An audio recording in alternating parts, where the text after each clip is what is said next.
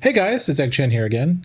Every expansion is an opportunity to make massive amounts of gil. In this video, I'll be covering the top 3 things that you need to do right now so that you can be positioned to cash out on the lazy goblins known as the market board customers. There are literally dozens of things that can be done right now to help you prep, but realistically, you ain't got time for all that. I decided to break it down to 3 easy things that you can do to make a fat chunk of gil while allowing you to not feel like you're working a second job.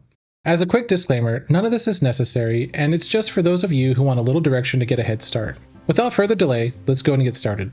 Whenever expansions drop, there's a massive demand for crystals and clusters. The reason behind this is everyone is leveling up their crafters and burning through crystals and clusters in order to do so. This is one of the easiest ways to make big money. I didn't include shards on purpose. That's because shards are not used in higher level recipes. And for that reason, the demand isn't as high.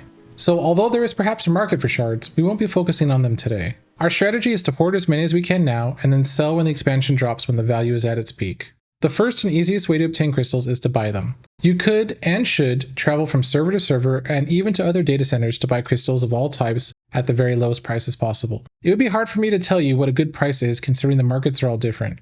I am aware there are websites out there that can be used to compare prices, so those may come in handy now. The second way is if you have any gathering retainers, your retainers can gather up to 120 crystals every 40 minutes. If you don't have a bunch of retainers, that's fine, it all adds up. For example though, if you have 10 gathering retainers, that's 1200 crystals every 40 minutes.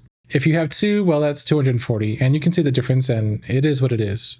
The third way is to gather crystals yourself. Just ensure that you're using 12's bounty and the giving land, and of course bring cordials with you to help keep your GP up. And the last way worth doing is high level levs. High level levs reward crystals in addition to the gil you receive. You can receive around 90 crystals per turn in. The reward is often, and it is probably the best use of your time if your end goal is to make gil. I do want to talk about clusters for just a minute. As for clusters, you can buy low now, or use ethereal reduction on collectibles. This will give you both crystals and clusters.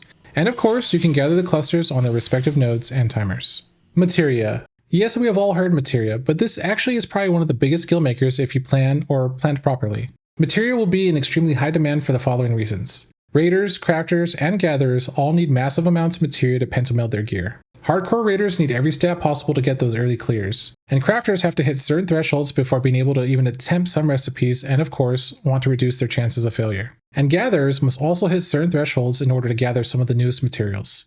The real question is, what materia should you stock up on? Grade 10 will be somewhat obsolete but can be transmuted into higher grades after the expansion. I recommend stocking up on 9s and 10s across the board for crafters and gatherers. If you need the materia yourself, hoard it and use it when needed. If you plan to resell it, be ready to transmute or sell as is depending on the market demand. In my opinion, profits won't really show up till patch 7.05, but shopping now will either save you gil or make you gil in the long run. You'll have to analyze the market somewhat, but there's a lot of money in materia and you have to move ahead of the curve. If you aren't sure how to farm materia yourself, let me know and I can possibly make a guide for that in the future. Otherwise, the next section will go over some ways. Capping your currencies will give you a giant leap ahead of your competition. The following are currencies I recommend capping before Dawntrail. For crafters and gatherers, cap your white and purple scripts. Your white scripts will convert to purple scripts after 7.0. These can be used to buy materia and other materials as well. Very important as well, I do believe they will be usable to buy tomes of folklore, which are needed to gather the newest items. You can also cap your sky builder scripts. I only recommend this because you can purchase materia with it. This allows you to buy materia at your discretion when the time is right. Island Sanctuary is another great way to stock up for materia. As far as I know, Island Sanctuary doesn't have a cap.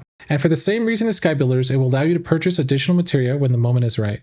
With both of these though, a comparison of what else could be bought and sold must be analyzed. But just know everything gets inflated with an expansion launch. All the direct combat currencies will convert down to poetics. There really isn't much to buy with those in my opinion. If you are doing Viper or Pictomancer, then you can exchange these for Endwalker gear and that may help you level up. Another thing you can max out though is bicolor gemstones. They appear to share currencies across the expansions, so this may help you with materials for crafting. And don't forget sacks of nuts. Do some hunt trains and try to cap this out. This can also be used to obtain a good amount of materia. Again, you can check and see what's selling well and go from there. That's about all I wanted to cover without going overboard. If you guys have any ideas of your own and don't mind sharing them, feel free to put them in the comments below. And if you enjoyed this kind of content, consider becoming a member, joining my Patreon, or just hitting the like or subscribe button if you haven't already. Thank you guys so much for watching and I'll see you all next time.